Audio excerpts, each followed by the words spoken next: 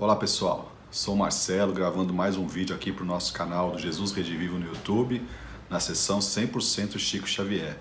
Pessoal, nós fizemos uma pesquisa para vocês dessa vez e trouxemos os santos da Igreja Católica que se comunicaram através da mediunidade ímpar de nosso Francisco Cândido Xavier, o nosso Chico.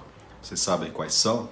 Então aí depois da vinheta do nosso Ney, nós vamos conversar com vocês a respeito, tá bom? Pode rodar a vinheta aí, mano Ney.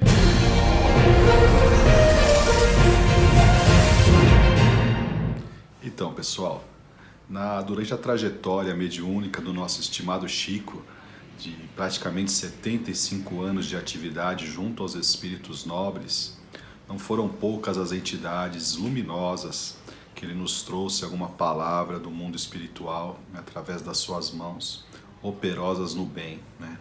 E nós achamos curioso trazer para vocês, nesse nosso 100% Chico Xavier, essa informação de dois estimados e queridos e admirados santos da Igreja Católica, que no momento sublime de união entre a terra e o céu, trouxeram através do nosso Chico e da sua antena parabólica, né, se assim nós podemos dizer, de captação do mundo dos espíritos, a sua palavra de luz, né? Nós estamos falando de, primeiramente, Francisco de Assis, o pobrezinho de Deus, ele que nasceu na cidade de Assis, na Úmbria, na Itália, no ano de 1181 ou 1182, existem estudos ainda não conclusivos, né? Mas que veio a desencarnar, a falecer no dia 3 de outubro de 1226, na mesma Assis. E Francisco, gente, foi uma luz numa época em que a igreja passava por uma fase muito complicada. Francisco realmente iluminou o caminho ao seu redor e aqueles que o seguiam, os franciscanos, foram, como diz Emmanuel no livro A Caminho da Luz, foram realmente representantes de Jesus naquele tempo muitas vezes sombrio e difícil para a religiosidade cristã. E Francisco de Assis, gente, vai se comunicar através do nosso Chico em mensagens psicográficas, não é? Que são endereçadas na década de 50, o ano é 1950, 51, quando da visita de Pietro Baldi, o médium espiritualista italiano que esteve no Brasil, Chico Xavier vai ter oportunidade então de grafar as palavras do admirável Francisco de Assis numa mensagem endereçada ao próprio Pietro Baldi, não é? Que está publicada num livro chamado Irmã Vera Cruz. Esse livro Irmã Vera Cruz, gente, narra, traz-nos também as mensagens de Vera Cruz Leitão Bertoni, que era uma senhora que desencarnou na década de 80, 70, 80, se não me falha a memória. E nesse livro Irmã Vera Cruz, ela conta a sua trajetória e principalmente a sua ligação muito grande com os franciscanos no mundo espiritual. Desde a terra, ela admirava muito a Francisco de Assis e era ali uma seguidora, não é? Então, quando ela manda as mensagens para a irmã, né, através do nosso Chico, vai citando muito Francisco de Assis e os franciscanos. Então, o organizador do livro, né, que é o senhor Elias Barbosa, ele acha por bem inserir nesta obra a mensagem que era inédita até aquele momento de Francisco de Assis, através do nosso Chico Xavier, endereçada a Pietro Baldi. É uma mensagem sublime, que nos traz uma emoção muito grande quando a gente pode conhecê-la, né? Então nós indicamos aos nossos amigos que possam conhecer esse livro Irmã Vera Cruz, que certamente vão gostar muito. A segunda mensagem também de Francisco de Assis, essa endereçada ao médium baiano Divaldo Pereira Franco, está inserida no livro O Semeador de Estrelas, que é de autoria da senhora Sueli Calda Schubert. Então ali também consta uma mensagem de Francisco de Assis através das mãos amorosas de Francisco Cândido Xavier, que nos traz a palavra do grande santo e benfeitor da Igreja Católica e, por que não, de toda a humanidade, né? Então são duas mensagens, gente, que nos dão uma alegria muito grande ao lê-las, né? Na certeza que no mundo espiritual, mesmo estes grandes benfeitores da humanidade permanecem olhando por nós, velando por nós e certamente fazendo o possível para que a gente possa realizar o Evangelho no nosso próprio coração. O segundo espírito de uma santa católica que se comunica através do Chico, também uma santa muito representativa. Lá no nosso centro nós temos o nosso trabalho da creche, que leva o seu nome, o nome desta santa, que é Teresa d'Ávila ou Teresa de Jesus. Ela, uma freira espanhola, que foi uma das grandes reorganizadoras, né?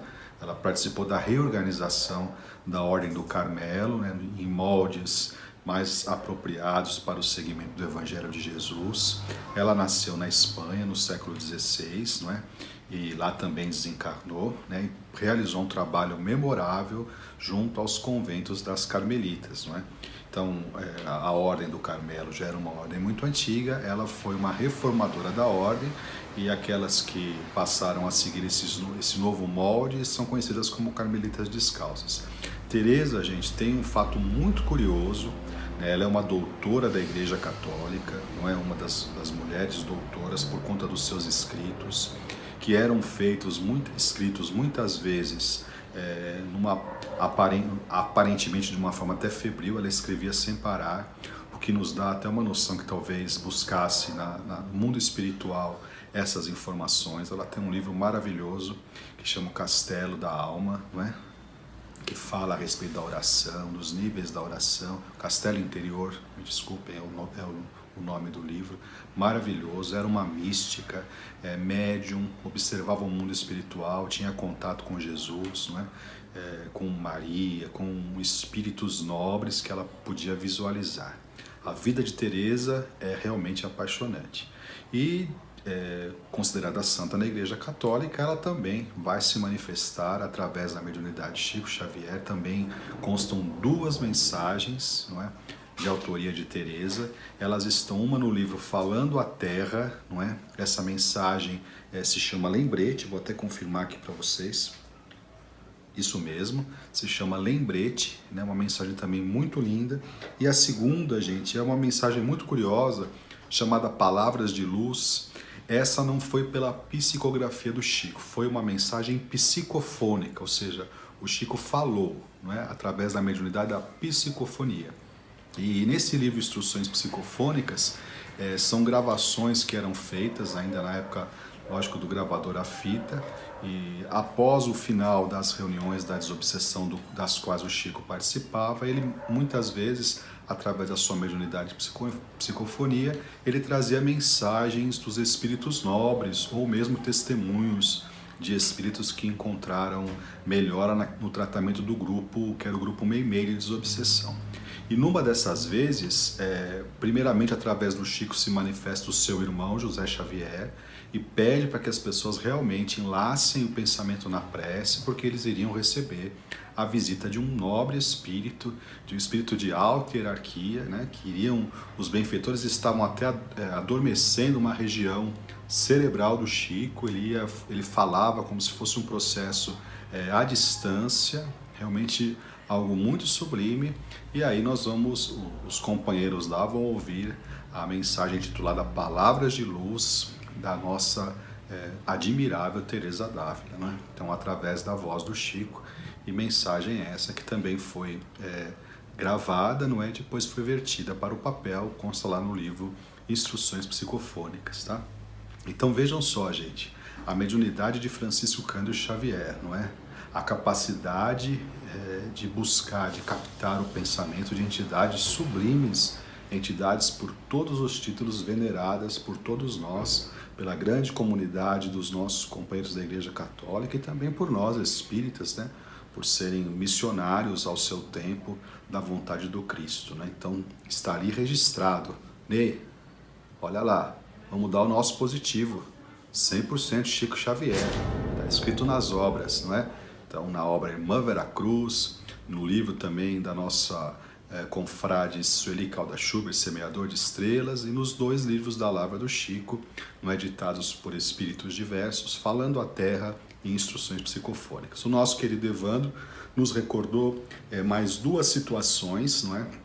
Mas aí não são mensagens. Nós temos no livro 50 anos depois, de autoria de Emmanuel, a história de Célia Lúcius, não é? Que é um espírito também enobrecido, que voltaria depois à Terra tem a história contada nos 50 anos depois e posteriormente no Renúncia, é o mesmo espírito Célia Lúcius Alcione, não é?